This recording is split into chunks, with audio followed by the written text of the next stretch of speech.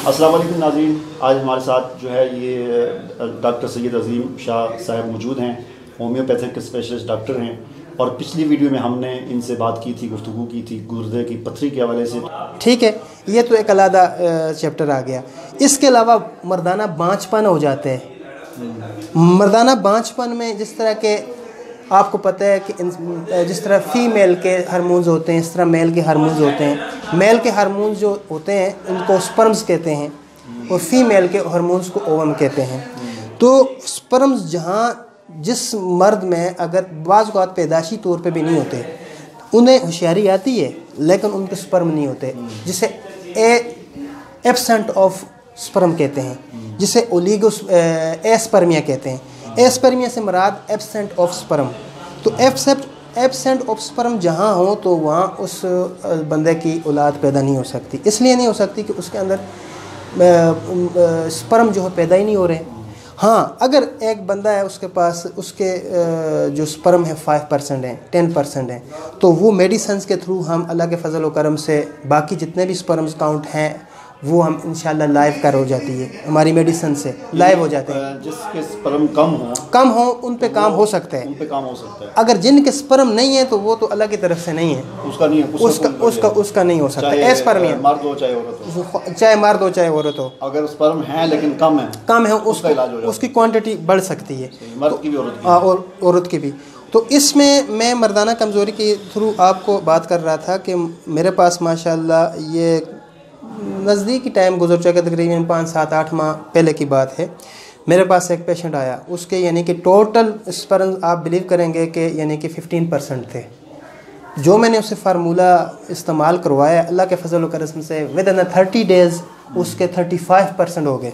अच्छा, वो फार्मूला ये है कि जिस तरह आपको मैंने बताया कि हम पोटेंसी यूज़ करवाते हैं, मदर टेंचर यूज़ करवाते हैं, तो हमारे पास मदर टेंचर में एक मेडिसन है, ठीक है जी, जिस तरह के लैक ऑफ स्पर्म्स को इन्हांस करते हैं। एग्नेस कास्टस मैंने उस पर इस्तेमाल उसे यूज़ करवाई। इसके अलावा ट्राइबुलस मैंने यूज़ करवाई। ट्राइबुलस एक आपको पता है प्लांट है, प्लांट से जो अर्क हम लेते हैं उससे मदर टेंचर बनाते हैं, उससे पोटेंसीज बनाते हैं 31M CM इस किस्म की। तो उससे मैंने ट्राइबुलस को उसे यानी कि हर 8 दिन तक इस्तेमाल के बाद 8 दिन का वक्फा दिया, तो उसने यानी कि 1-1.5 माह उसने इस्तेमाल की होगी। अल्लाह के फजल व करम से उसके उज़ू का ढीलापन, इरेक्टाइल डिसफंक्शन से उसकी छुटकारा हुआ। और उसके बाद जब उसने दूसरे महीने मेडिसिन इस्तेमाल की, फिर मेरे पास आया, मैंने उसको कहा कि आप जाके अपना सीमन टेस्ट करवाएं। जब उसने अपना सीमन टेस्ट करवाया था, बिलीव मी कि उसके 15% से 35% स्पर्म इंक्रीज़ हो गए। ठीक है, अब भी वो ज़ेर इलाज है अल्लाह के फजल व करम से। विद इन अ मंथ इंशाल्लाह मुझे यकीन है कि इंशाल्लाह उसके स्पर्म 50 से अबव हो जाएंगे। तो अगर 50 से अबव जो 60 के दरमियान होते हैं वो एक हेल्थी स्पर्म होते हैं। ठीक है, अगर हेल्थी स्पर्म एक बंदे के होंगे तो उसका बच्चा भी हेल्थी पैदा होगा। अगर के वैसे तो पैदा होने को 25% पे पैदा हो जाते हैं, लेकिन वो बच्चे की सेहत भी ठीक नहीं। का खात्मा कितने % से आगे होता है? यानी कि बांझ हमें किसे कहते हैं? बांझ इसे कहते हैं कि जिस तरह के 30, 35 या 25% से कम हो वो बांझ हो जाता है।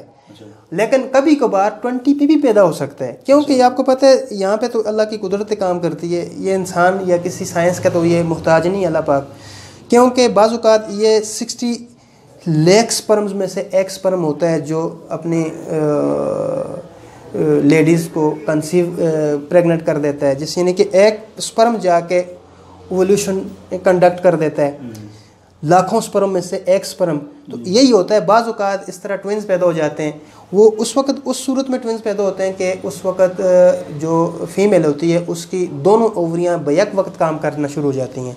अगर दोनों बैक वक्त दोनों ओवरियाँ काम करना शुरू हो जाएँ तो दोनों तरफ फ़ैलोपियन ट्यूब्स में स्पर्म ट्रेवल कर जाते हैं, वहाँ ओवम से मिल के यानी कि फर्टिलाइजेशन का अमल शुरू हो जाता है, वहाँ पे फर्टिलाइज्ड हो जाते हैं।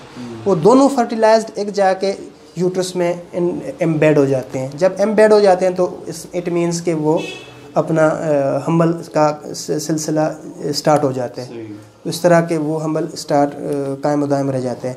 और इसके अलावा मर्दाना कमज़ोरी में लॉट्स ऑफ मेडिसिन हैं हमारे, यानी कि होमियो में बहुत सी। जैसे अच्छा, यहाँ पर एक थोड़ा सा और मेरा सवाल है जी जी कि मैंने देखा अक्सर एलोपैथिक के डॉक्टर्स जो होते हैं, जी जी, इसके किडनी के माहिरीन जो होते हैं, जी जी जी जी बिल्कुल, वो किडनी के साथ साथ उन्होंने ये भी लिखा होता है कि बांझपन के, तो ये किडनी का और बांझपन का आपस में क्या ताल्लुक है? किडनी का स्पेशलिस्ट बांझपन का भी इलाज कर रहा होता है। देखें जी, ये मेल जेनिटल ऑर्गन्स के बारे में बातें हो रही हैं, और मेल जेनिटल ऑर्गन्स वो होते हैं जिसमें टेस्टिस आ जाते हैं, मेल ऑर्गन्स यानी कि पीनस आ जाता है। इससे रिलेटेड जो चीज़ें होती हैं, जिस तरह के किडनी के साथ ही ये सब चीज़ें आ जाती हैं ना, किडनीस के साथ यूरेटर आ जाता है, यूरेटर के साथ आगे मिसाना आ जाता है, मिसाने के साथ जिस तरह उज़ू तनासल आ जाता है, तो वो यूरोलॉजिस्ट यानी कि इस केस को ट्रीट कर सकता है। सारा उसका हाँ, वो ट्रीट कर सकता है, इस मसले को ट्रीट कर सकता है, यानी कि